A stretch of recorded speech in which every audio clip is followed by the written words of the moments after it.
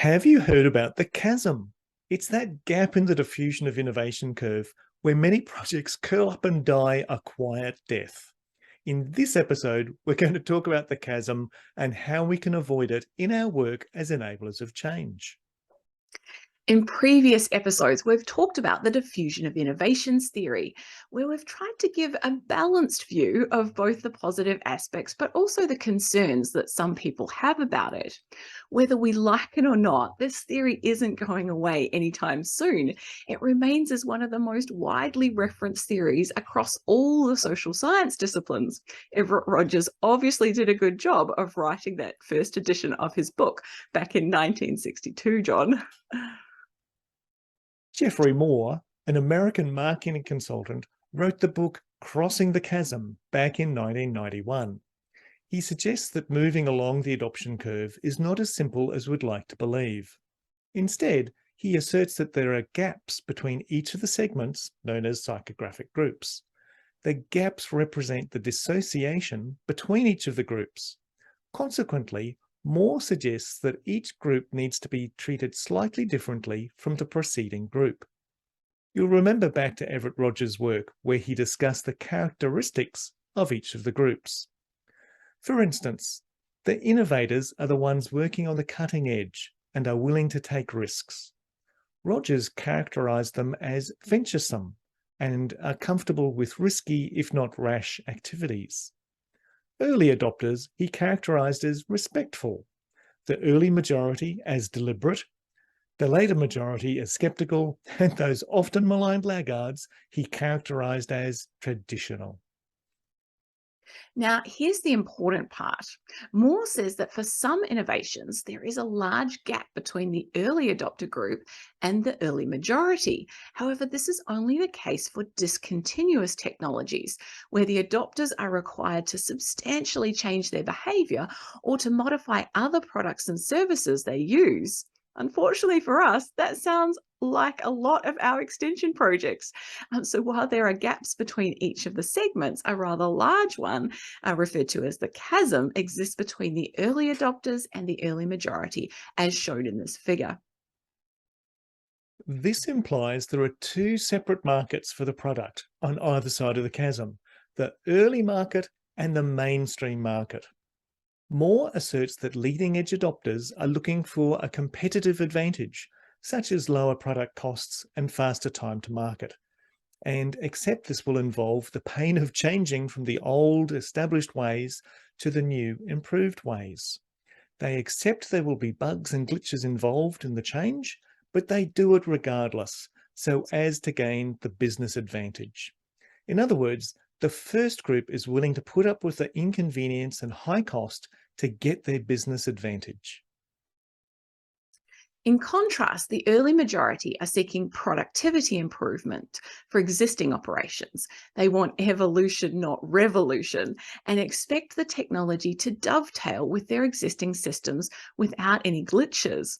While the early majority seek references from other users to validate their purchasing decisions, they don't consider early adopters as suitable references. This means there is a catch-22 situation where the early majority only respect the opinion of other early majority members, and this results in fewer innovations surviving past the chasm. It is worth noting that while many authors refer to Moore's work, only a few have actually tested the hypothesis. An Australian study by Brennan and Co. in 2007 investigated the poor adoption of decision support software by farmers and tested Moore's hypothesis. But sadly, the results were inconclusive. In his fifth and final edition of his book, Everett Rogers specifically makes mention of the work by Moore and emphasizes that the innovativeness continuum does not have any pronounced breaks in it. Rogers could find no research backing Moore's assertions. That's really interesting, John. So, where does that leave us? Let's go along with the concept of a chasm and apply a dose of common sense to it. For us as enablers of change, if we're wanting to launch a new innovation, we need to remember that early adopters are quite different from the early majority. We should stop trying to apply a one size fits all approach to our engagement and communication activities. Instead, we should consider what percentage of the target population have already started using the innovation. That's right, Denise. So, for instance, if about 20% have done so, then that's probably the innovators and early adopters taken care of. We're now dealing with the early majority. Remember that these are the people who are busy with other things and just want the new thing to fit in seamlessly with their existing operations. Using Moore's work, we would keep an eagle eye out for members of the early majority who have used the product and who are well respected by their community. We then use them to help promote our product. We tailor our messaging to suit this group and highlight that it's tried and tested, reliable, and ready to go. I picked this up from an idea in Les Robinson's book called Changeology, which is a really good read, by the way. It's a good book, John. Then, once we have about half the target population using this new innovation, we swap over to targeting the late majority, who are often only adopting something because they feel like they're being left behind. We can use phrases such as everyone else is using it. Technically, once we reach 80% saturation, we're then trying to entice the laggards to use it, but often this isn't worth the effort. Don't forget that there will always be a group of people who never adopt a particular innovation, and they are not represented on the bell curve. The other point to note is that we might be an early adopter for one product, yet a member of the late majority for another. That's so important to remember, Denise.